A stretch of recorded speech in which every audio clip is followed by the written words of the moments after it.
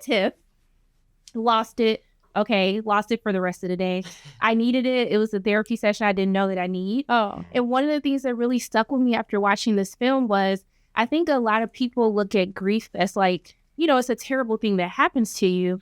But I love that through your character's relationship that it shows that grief is something that like deepens your heart. Yeah. Instead of shatters your heart, it like deepens the love that you can have for the people that are still there. Yeah. So I wanted to know for the both of you after doing this, like, you know, how did you look at your own view of love and the relationships of the people with the people that you have that you love? That's a great question. I totally agree. I think grief gets a bad rep, and I think there's when grief cracks, there's something revelatory about it because it's like being reborn or newborn. Like your whole world becomes different, and I definitely feel like tenderized by this film, and that the love and the loss and the grief and the like renewed sense of awe back at the world after all of that kind of tumultuous ocean of feeling. It made me love deeper and live braver, and like, yeah, I that's what I feel. Yeah. What do you feel? I mean, this film is like, I don't think this film is about grief. I think it's about love. I think the grief that we see in the film is a byproduct of the immense love that these two characters share and the love they have for their children. Yeah. And I like that, you know, you brought up transformation because as someone who's went through a lot of things like very young, it does make you live life different. You look at things differently, you experience things differently. But I love this idea that a former version of you has to die for you to kind of transform into this new person now. And I want to know for the both of you, after playing these characters, what version of you did you have to let go to truly bring the depth to the characters that we see on screen? Yeah, you go in with a kind of any expectation I had or was trying to hide from bringing to, like, I discovered so much about what it means to be an artist from making this film that, like, I remember having a conversation with Jessie about 2 weeks in where ultimately I think part of myself was still apologizing for things that had happened in my life as a result of kind of being obsessed with the job that I have. And actually, I'm not interested in that anymore. I think that there is something incredibly important about having an opportunity to express something as an artist. And the minute you start apologizing for that, you lose the opportunity to express. And I think that's, you're going to hurt people in your life regardless, and you never want to do it intentionally, but you want to feel supported and support the people that love you, because actually we're all just trying to, I think artists, your fundamental job is to communicate. You're trying to say something. And I think we've been successful in communicating something bigger than what we thought Shakespeare was with this film, by making it simpler, by focusing on two people who love each other, but focusing on a family. And then the myth of Shakespeare is secondary. And I think that I learned that communicating through art is one of the most important things to my life. Yeah. Me? Do I say something? I mean, it's okay. We can leave it at that. I think that was beautiful. It was beautiful, wasn't it? Yeah. I love this man so much. lady. The depth of this man is like, seriously, like incredible. And I want to thank you guys so much for just adding so much depth and actually showing these characters as humans instead of just the work or the things that they've left behind. Yeah. So I just want to thank you so much for your answers. Thank you so much for taking time to speak with me. I appreciate you both. I'm sending so much love and light both your ways. Likewise. You too. Thank you. Thank you so much. Thank you for the good cry. Because you need that. It feels good. It does. I like a good cry. But I think one of the things that it really opened up for me is I had to experience a lot of grief at a very young age. And it kind of made me have this fear of love and like opening up yourself to like be able to love somebody.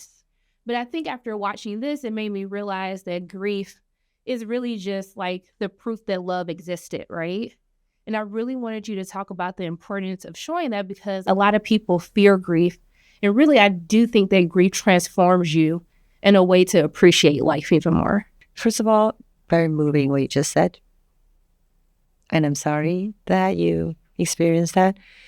And I'm glad that you are able to recognize that, because many who had experienced that, myself included, has the danger of never be able to love in a way that is just, is why we're here, right? And so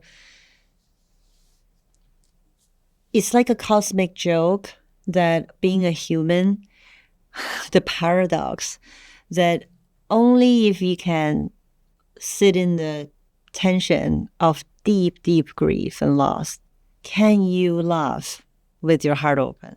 Only if you have an acceptance of death can you live your life fully. So if we didn't have the tools growing up of how to deal with grief and loss and death, and understanding that that is such a natural part of the human experience, then we're going to close ourselves off from loving and living. And I have to say that I myself have only in recent years starting to live fully, starting to love very cautiously. Yeah, very cautiously, but still constantly afraid to lose love. And I see what that does to my loving or being loved, right? Not great.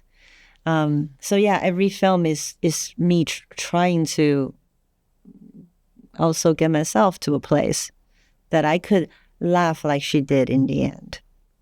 That first laugh after you've been going through grief, it's like it does something to you, because you have this feeling like you never felt like you could experience happiness, or you could even have a moment where the grief doesn't consume you, or you don't think about it. Exactly. And it's kind of, I love this idea of transformation. Yeah. Because in order to really come out of grief, you have to become a new person. Yeah. Because you have this event that has affected you deeply. Yes. And I really want to know, for you as a director working on this film, Yeah. what is that transformation, or what is that death that you had to go through as a creative in order to be able to bring this movie to life? Good.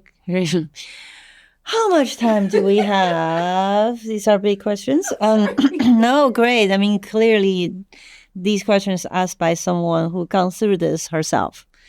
So I appreciate that. And Jessie said something that helped me put language around this. And she said that it's almost like when you lose somebody you love, whether it's to death or just to life, in a way you die, because your relationship from the moment of separation, your relationship with the rest of your life, the world around you, is no longer the same. So the old you died. And to go through the chrysalis of grief, to descend into the underworld, to come back is to be reborn, and to go through the alchemical fire, whatever term you want to use for that period, is a death. And that's how far we should go with it, right? And then but the only way to laugh again, to feel that spring again, is if you're willing to let go and die. And to me, it's not about Hamnet walking through the void. For me personally, I have been looking at that void for a long time. It's also called a midlife crisis. There's another word for it. I've been looking at that void for a long time. And, someone did help push me a little bit. And I fell, finally. And I sat in that underworld, in that chrysalis, feeling every part of my body, my psyche, being grinded down, my ego, to nothing, total annihilation.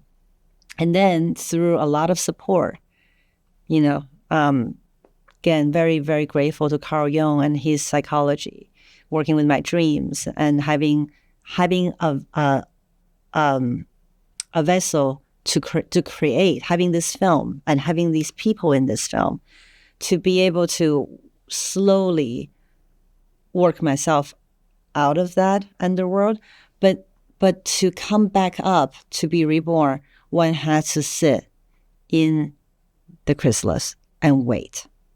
And that is the tension we have to hold between to be or not to be, right? And that's the kind of tension William Shakespeare had to sit in order to have that monologue coming out of him, literally between life and death. And sometimes if we can't sit in the tension long enough, we try to emerge too quickly, right? Or we try to distract ourselves or go back to an old pattern. Then the rebirthing process is stopped. I have to start over again. But if we sit in it long enough, we will emerge as a butterfly. It will happen, and that laughter will happen. So I am living proof of that. And then it makes the next round less scary because you're going to go down again, right? Like 4 seasons. But once you truly died once, the next time wouldn't be that scary. Yeah. Look, I'm so happy that you went into the void and came out on the other side. I hate that we had to go through grief, but it does produce something different out of you. I want to thank you so much for this film. Thank you so much for exploring it. I wanted to just add, and I know we're out of time, but I just wanted to add that what helped me so much, it was the myth of Inanna. And if you don't know about it, look it up. Inanna is a Mesopotamian goddess. It's one of the first, actually, it is the first human myth ever recorded. It's in the British Museum, the tablet, along the side with the Epic of Gilgamesh. And it was written by a woman. It's the descent myth of Inanna. And of course, it's not widely taught for a reason. But the goddess was living in the above world, right? And everything seems to be fine, but there's something is missing. So she decided to descend into the underworld to meet her shadow sister, Ereshkigal. And she had to go through 7 gates. And in these 7 gates, she had to take off each gate some of her garments, things that makes her who she is. And then once she gets to the bottom, she was so beaten and so naked and exposed that only when she is able to integrate her shadow sister can she come back up, reclaiming those 7 garments, but now different, right? The illusion in the past is gone. Can she become whole? So the feminine spiritual awakening is not about ascension. For the masculine one, it is about transcending the matter, going up into the heavens. Feminine awakening, spiritual awakening, is about descending into the void. And that part of consciousness is totally put to the side and considered a dangerous thing. And that's why we are feeling that imbalance. We're just going there. Yeah. We're just transcending. We completely forgot any of this. Have no relationship with death, our sexuality, all of that. So I would say, because you shared with me that, I would look at the descent myth of Inanna. It is there. The answer is there. Thank you so much. I've never heard of that. I'm just sending so much love and light your way. I really hope you have a great rest of your day. Thank you so much. Thank you for pouring into me. I really appreciate that. Thank you.